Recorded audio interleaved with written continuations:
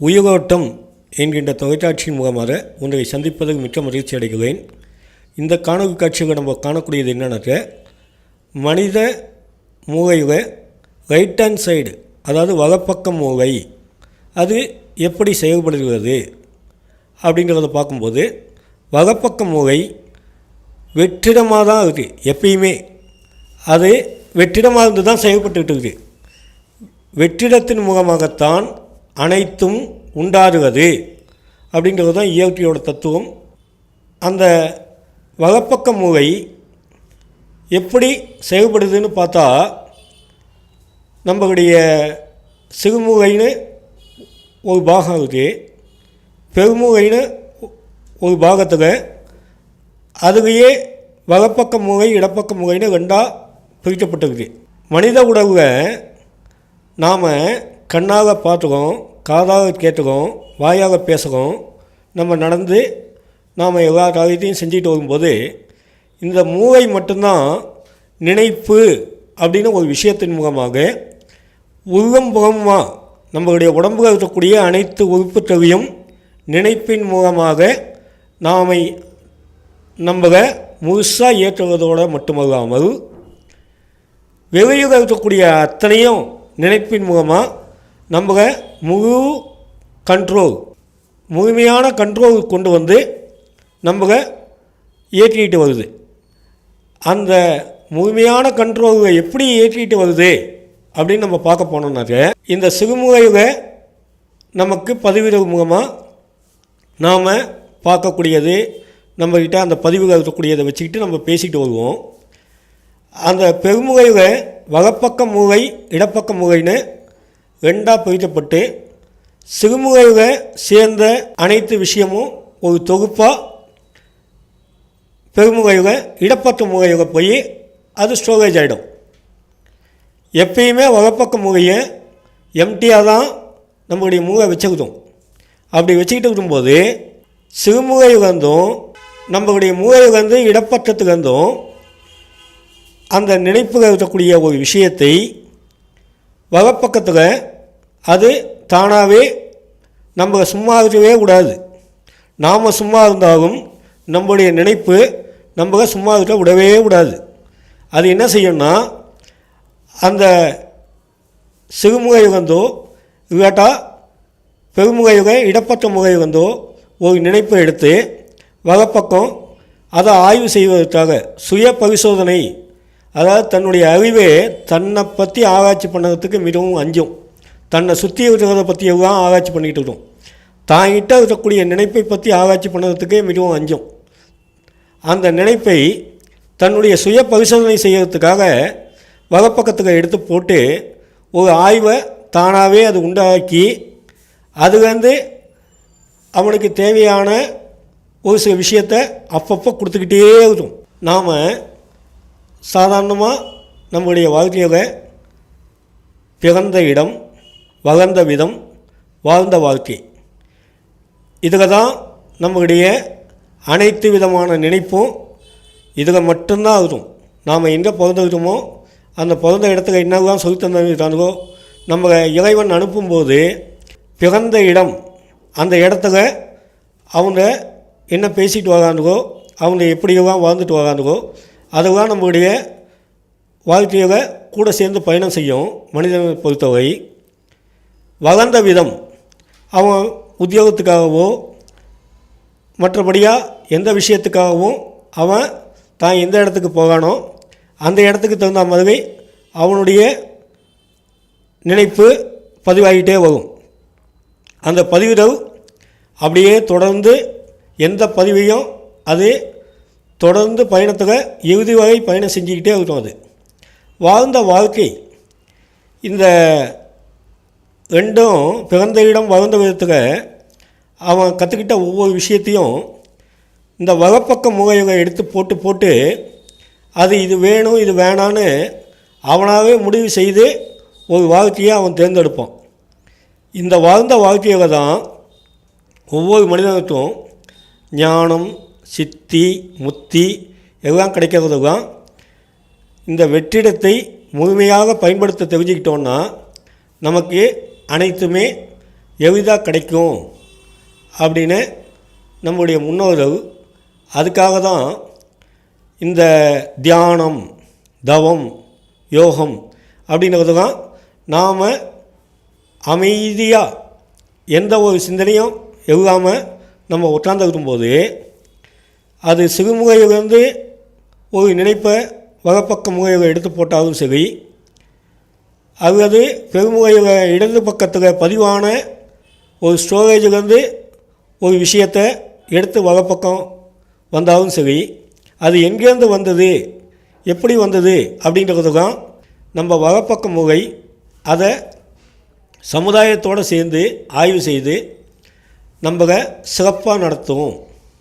அப்படிங்கிறதுக்காக இந்த வலப்பக்க முகையை நாம் எப்படி பயன்படுத்துவது, அதை பயன்படுத்தினா நமக்கு எப்படி எவ்வளோ நன்மை எவ்வளோ கிடைக்கும் அப்படின்னு தான் ஆய்வு செய்யும்போது நமக்கு தேவையானதை இரவு தூங்கும்போது நமக்கு தேவையானது என்னவோ அதை நாம் வலப்பக்க முகையை நினச்சிக்கிட்டு நைட்டு தூங்கி எழுந்துட்டு அடுத்த நாள் காலம்புக மீண்டும் அதே நினைப்பை மீண்டும் நினைத்து கொண்டு தான் எழுந்து தன்னுடைய வேலையை பார்த்துக்கிட்டே வருவான்.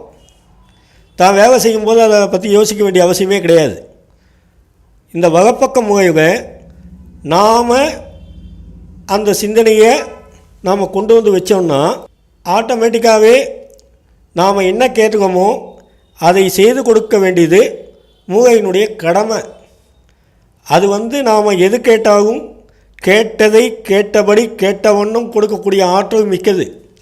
அதை இறைவண்ணு தான் சொல்லிட்டு வருதுங்க. அதுக்காக தான் நம்மளுடைய மூளை நாம் எதை கேட்டுக்கோமோ எப்படி கேட்டுக்கோமோ அதை நாம் கேட்டபடியாகவே கொண்டாந்து கொடுக்கும்.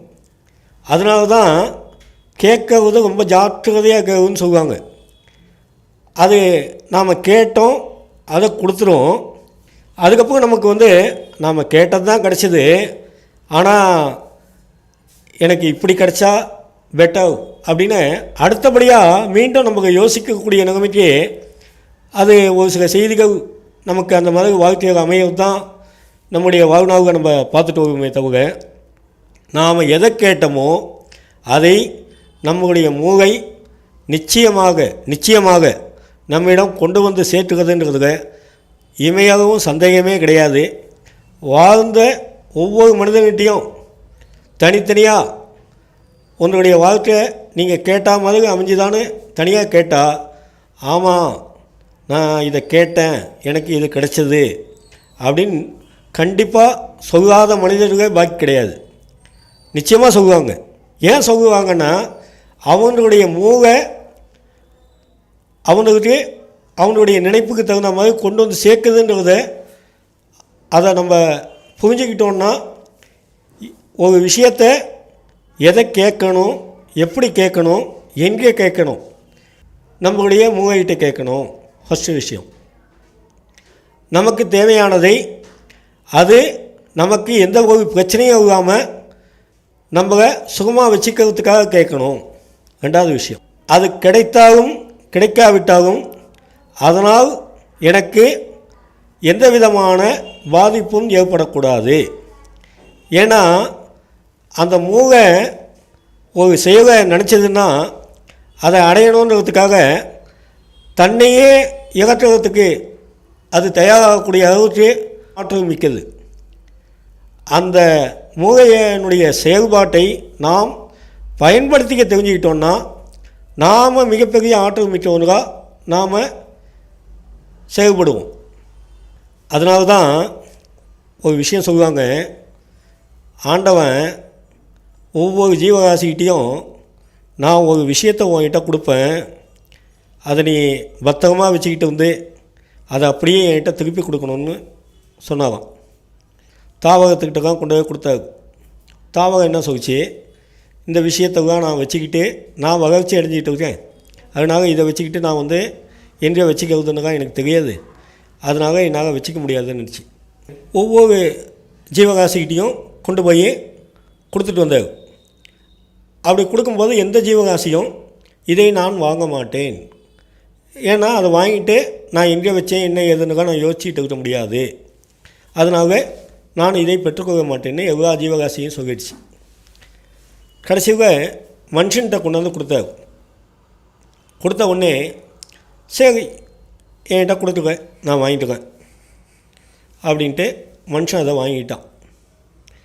வாங்கிட்ட உடனே என்னப்பா நான் சொன்னது ஞாபகம் இருக்கா, நான் எப்போ கேட்டுக்கணும் அப்போ என்கிட்ட திருப்பி கொடுக்கணும்னு. அது என்னென்னா நினைப்புன்ற ஒரு விஷயந்தான்.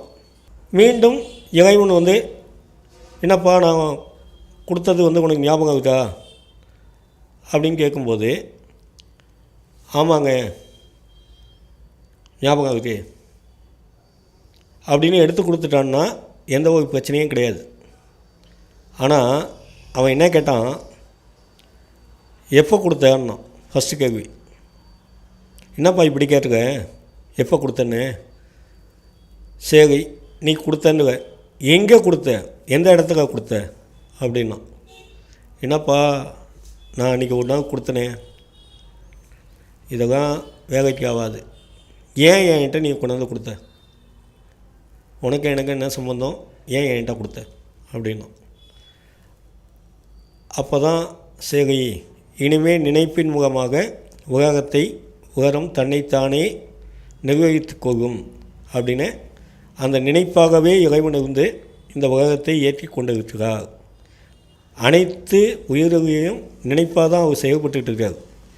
அந்த நினைப்பாக செயல்பட்டு கொண்டு வரும் இறைவன் மனிதனிடம் அந்த நினைப்பாக சிறுமுகையில் பெருமுகையில் லெஃப்ட் ஹேண்ட் சைடு ஸ்டோரேஜ் ஆகி வலப்பக்க முறையில் யூக அறிவுன்னு சொல்லுவாங்க. மனிதனுடைய அறிவில் அவன் ஒரு சில விஷயத்தை தன்னைத்தானே யூகிச்சுப்பான்.